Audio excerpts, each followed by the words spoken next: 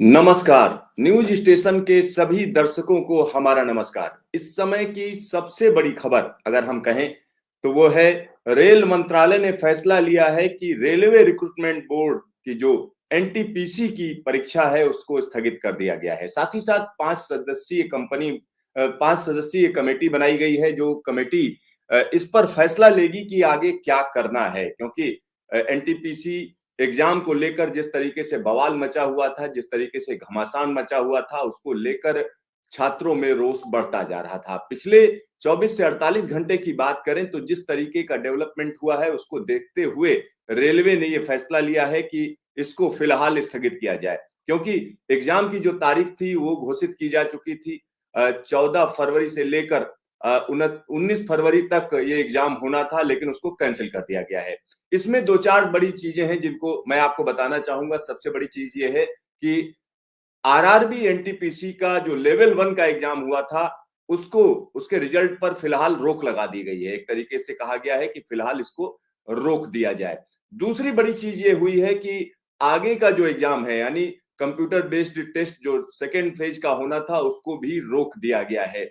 तीसरी बड़ी चीज ये हुई है कि इसमें कमेटी बनाई गई है जिसमें रेलवे बोर्ड के मेंबर होंगे, यानी 5 सदस्यीय कमेटी बनाई गई है जिसमें रेलवे बोर्ड के जो मेंबर हैं वो उसके मेंबर होंगे। और उसके बाद क्या किया जाएगा कि अलग अलग छात्रों से बात की जाएगी। जो असफल छात्र हैं यानी जो सिलेक्ट नहीं हुए हैं उन लोगों से भी बात की जाएगी और जो सफल हुए हैं उनसे भी बात की जाएगी। तो दो चीजें ये हो गई। उसके बाद हम एक और चीज बता रहे हैं कि आरआरबी यानी जो अलग अलग क्षेत्रों की रेलवे रिक्रूटमेंट बोर्ड हैं उनको कहा गया है कि वो अपने सेल बनाएं, अपनी कमेटी बनाएं जो वहां के छात्रों से बात करें कि आखिरकार उनके क्या ग्रीवांस हैं, क्या उनको परेशानी हो रही है।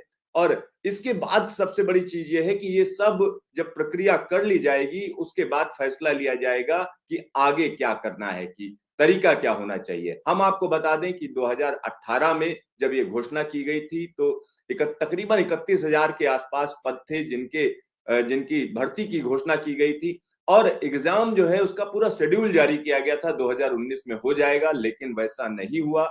और रेलवे का कहना है भारी तादाद में जब स्टूडेंट्स ने अप्लाई कर दिया तो उसके बाद उनके लिए मुश्किल हो रही थी और उसके बाद उन्होंने कोरोना के चलते ये एग्जाम आगे बढ़ा और 7 चरणों में ये एग्जाम कराया गया। 2021 तक ये एग्जाम चलता रहा और उसके बाद एक और बड़ी चीज ये हुई कि जब ये डिक्लेयर किया गया यानी 15 जनवरी को जो है पिछली 15 जनवरी को जब ये डिक्लेयर किया गया तो छात्रों में भारी रोष देखा गया और छात्रों की जो बात थी वो अपनी जगह जेन्युइन थी, क्योंकि जो कहा जा रहा था वैसा किया नहीं गया। क्योंकि पहले जिस टाइम पर होना चाहिए था उस टाइम पर एग्जाम नहीं हुआ, जब हुआ तो रेलवे का कहना था कि 20 गुना जो है हमने छात्र ले लिए, और जबकि ऐसा नहीं था। यानी एक्चुअल की अगर हम बात करें तो रेलवे का अपना तर्क था, छात्रों का कहना था कि जो 20 गुना कहा जा रहा है वो 20 गुना नहीं है। और रेलवे का ये कहना था कुल छात्रों की अगर हम बात करें तो 3,84,000 के आसपास, तकरीबन इसके आसपास जो है छात्रों को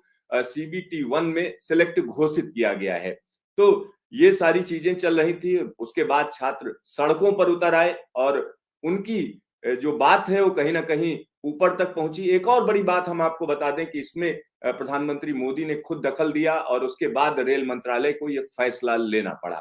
और अब आगे का रास्ता क्या है, क्योंकि ग्रुप डी की भी बात करें तो उसको लेकर भी छात्रों में असंतोष है, क्योंकि उसमें पहले ये हो रहा था कि स्क्रीनिंग टेस्ट नहीं होगा, एक ही टेस्ट होगा, उसके बाद की प्रक्रिया होगी। लेकिन अब उसमें रेलवे ने अपनी तरफ से संशोधन करके एक और जो है टेस्ट कर दिया यानी सीबीटी 1 कर दिया। और आप समझ लीजिए ये एग्जाम कितने महत्वपूर्ण है, क्योंकि एनटीपीसी की जब हम बात करते हैं तो तकरीबन 1.25 करोड़ बच्चों ने इसमें अप्लाई किया था। 1.25 करोड़ बच्चों ने अप्लाई किया, जिसमें से तकरीबन 60 लाख बच्चों ने इसमें भाग लिया, क्योंकि कोरोना के चलते बहुत से लोगों ने इस एग्जाम को एक तरीके से छोड़ दिया, ऐसा भी हुआ, ऐसी बातें सामने आ रही हैं। तो आप सोचिए 60 लाख स्टूडेंट, भारी भरकम तादाद है, उन्होंने ये जब एग्जाम दिया तो उनको कहीं ना कहीं ये लग रहा था कि उनके साथ सही चीज सही बर्ताव होगा, लेकिन जिस तरीके से हुआ वो कहीं ना कहीं दुर्भाग्यपूर्ण है।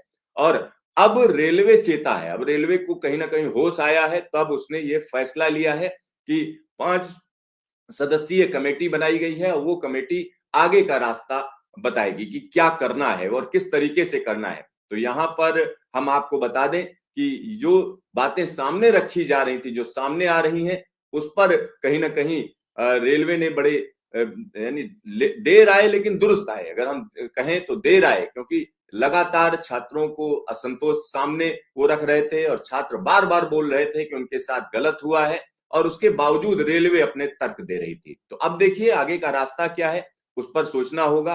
और एक तरफ अगर हम और लोगों की बात करें तो कुछ लोगों का कहना है कि भाई इलेक्शन का टाइम है, लिहाजा ये मुद्दा जो है आउट ऑफ कंट्रोल ना चला जाए और मैसेज सही जाना चाहिए। तो ये आप समझ लीजिए कि अब ये निश्चित तौर पर कहा जा सकता है जो आंदोलनरत छात्र थे उनकी कहीं ना कहीं ये जीत है, इसमें कोई दो राय नहीं। और उन्होंने उस चीज को सामने रखा, लोगों के बीच में पहुंचाया। खास तौर पर बहुत से लोगों का कहना है, छात्रों से मेरी बात हुई तो उनका कहना है कि इसके अलावा उनके पास कोई रास्ता नहीं बचा था, क्योंकि कोई भी उनकी बात नहीं सुन रहा था। और सबसे बड़ी बात यह है कि जब आरआरबीज की बात करेंगे, रेलवे रिक्रूटमेंट बोर्ड की बात करेंगे, तो एग्जाम काफी लेट होते हैं, टाइम पर होते नहीं है, व्यवस्था होती नहीं है। दूसरी सबसे बड़ी बात है ये है कि अगले लेवल पे आप अचानक बदल देते हो। तो ये कोई इस तरीके से खिलवाड़ ना किया जाए छात्रों के भविष्य के साथ, ये बेहतर होगा।